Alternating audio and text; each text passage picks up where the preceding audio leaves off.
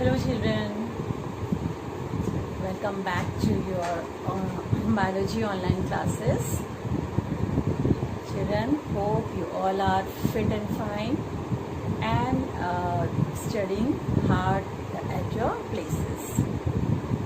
Students, as you all know that your first term examinations are commencing soon after 10th assignment. So be regular with your studies as well as your assignments, right? Class 9, today in this video I'm going to start the same chapter in biology, that is your seed germination. And in previous video we had discussed about the types of seed, about the structure of bean seed and maize seed. And in this video I'm going to continue the same, that is your germination of seed, and what are the conditions required for the germination of seed and types of germination. Let's start the chapter. What is germination?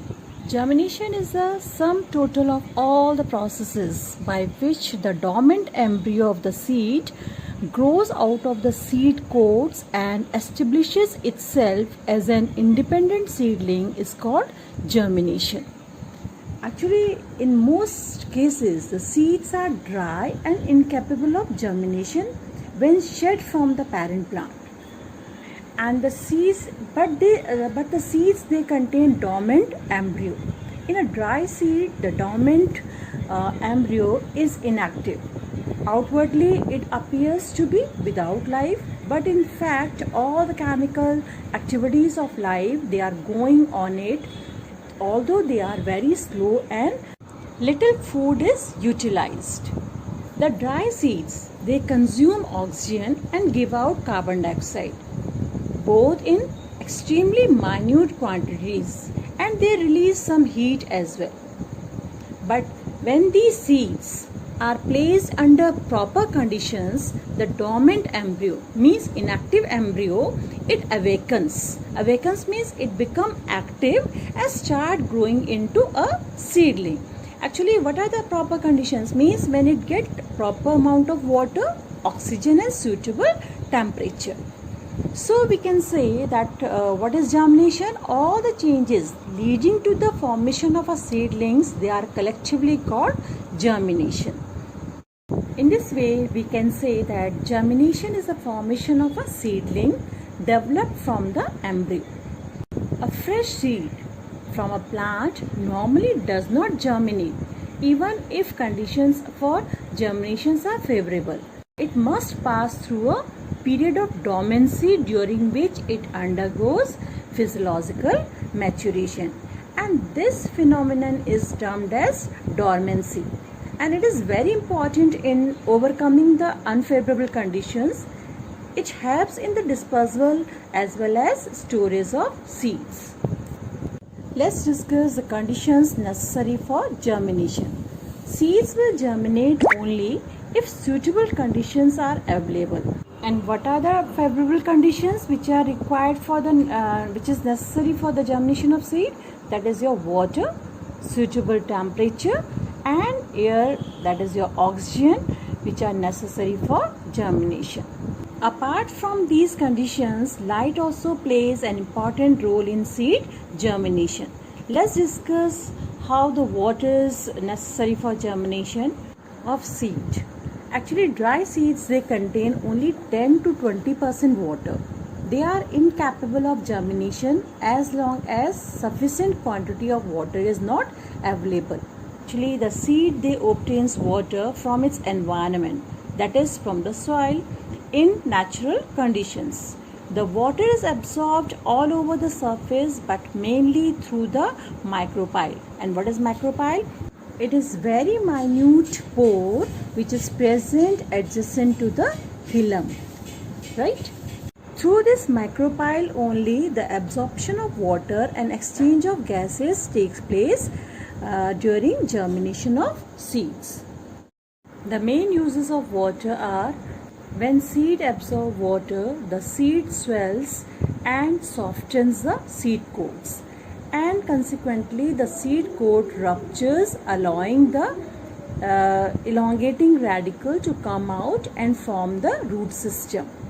Water is necessary for chemical reactions and for the enzymes to act upon the food stored in the cotyledons or endosperm, so that it may convert into a diffusible form, dissolved and utilized by the growing embryo. So simply we can say that water helps in the hydrolysis of stored food materials into simple and soluble state. Now next condition is your what? Suitable temperature. Both very low and very high temperatures are unsuitable for germination. Temperature plays an important role in the germination of seeds. Seeds of different plants, they germinate at different optimum temperature. And what is optimum temperature? It is actually the temperature at which the seed grows most rapidly.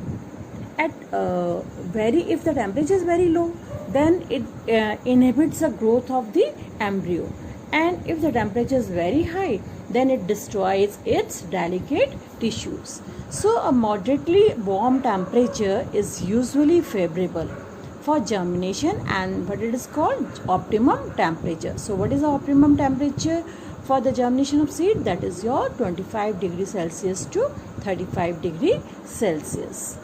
Generally, seeds of tropical plants, they need higher temperature, whereas that of temperate climate need low temperature for germination.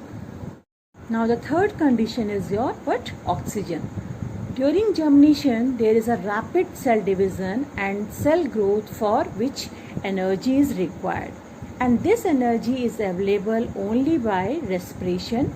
And what is respiration? That is your oxidation of food. Means food break down in presence of oxygen to release energy and what?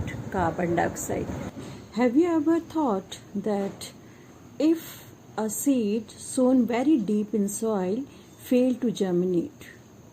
Actually, there are two main reasons, and that is your first, no proper supply of oxygen for respiration to the germinating seed, and second, insufficient pushing force in the embryonic parts, that is your hypocotyl, to break through the upper layer of soil. These are the two main reasons that the seeds sown in deep soil, it doesn't germinate. Let's discuss some experiments which prove that the germination of seeds requires sufficient quantity of water, air and temperature.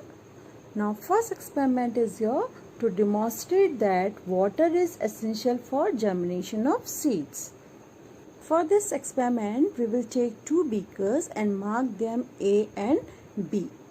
Now in beaker A, place some seeds of green gram or pea seeds on wet cotton wool. And in beaker B, place some similar seeds on dry cotton wool. Then keep these two beakers at room temperature for about 2-3 days. After 2 days, observe what's happened in both the beakers. Actually, the seeds in beaker A will germinate, but not in beaker A. Why?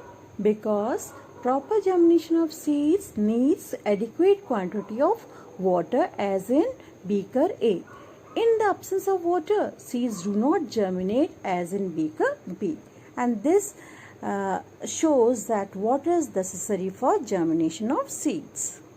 Now second experiment is there to prove that suitable temperature is necessary for germination.